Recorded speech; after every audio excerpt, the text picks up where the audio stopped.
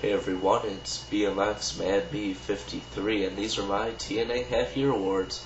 If you didn't watch the WWE video, go ahead and check it out if you want. It's very similar to this, obviously different winners and different awards. A few of them I think might be different.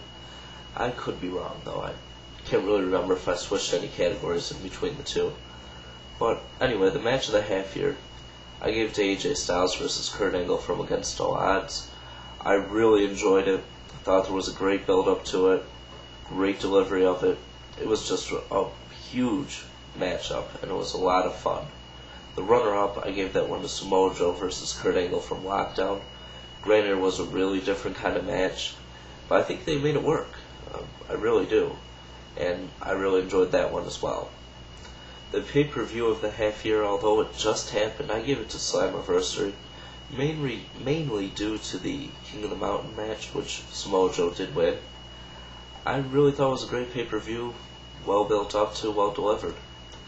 The runner-up, I gave that one to Final Resolution because of the Christian Cage versus Kurt Angle match. That was a great match. If you haven't seen that match, go see it, seriously. These are the two pay-per-views that if you haven't seen, you have to see. The storyline of the half-year, I gave that to Kevin Nash mentoring Samoa Joe. Now, I don't think this is over yet, but it might be very soon, maybe the next pay-per-view. But it's slowly deteriorating because Samoa Joe seems to have lost all respect for Kevin Nash, which will probably, end with a matchup between Nash and Joe.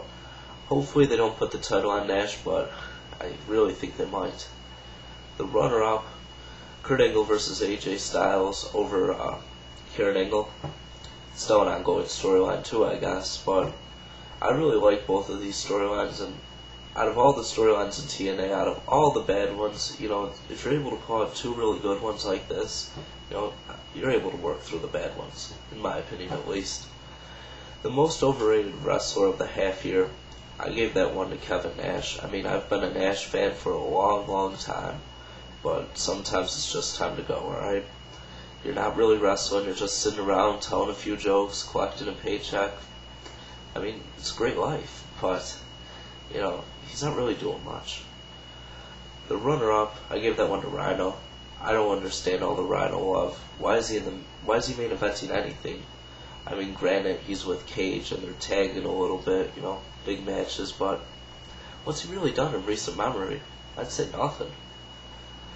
The most underused wrestler of the half year, well, it's really a tag team I gave it to, so the runner-up and the winner are really partners, and it was hard to differentiate which one should go where, but I said Shelley is the most underused, and Sabin's the runner-up, because I think Shelley has a little bit more potential than Sabin, which they really aren't letting either one of them really show in TNA, but their matches in Ring of Honor against Age of the Fall and the Briscoes, they were phenomenal matchups.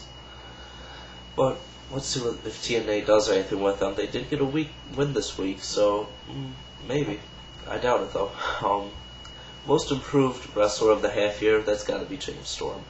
I mean, him and Chris Harris breaking up and both of them going on their single run. James Storm clearly had a better singles run than Chris Harris, who's now signed with WWE, which, what's he doing? When are they going to call him up? But that's not the point. Now Storm's with Robert Roode. They're a great tag team, fun to watch, great heels, I love them. Runner-up, I gave that to Petey Williams, which, he's always been great in the ring. He's been fun to watch. He's got that Canadian destroyer. But, really, he's improved a lot. They gave him a gimmick, finally. I mean, he always had the Canadian gimmick, but really wasn't anything once Team Canada broke up. Now he's basically mini Scott Steiner, which I'd like to see progress a little bit farther, but all in due time, I suppose. Tag team of the half year, I gave that to Homicide and Hernandez, LAX, current tag team champions. They're fun to watch, great workers. Just really enjoy them. In my opinion, they could carry this tag team division, and I think they are right now. The runner-up, I give that to Tomko and Styles, who were a great tag team. They held the belts for the latter part of the year. It's just fun. Good, clean fun. Big guy, small guy. I really like them as a team. Not as much as LAX, but they're both really good. Future of the company, I gave it to Kaz. they try to push him in the main event when he has no build at all, so if they build him up even just a little bit, I'm sure he'll succeed for years to come, or at least as long as TNA's around. The runner-up is Matt Morgan, which, granted, he hasn't really done too much yet in TNA, but Cornette loves him.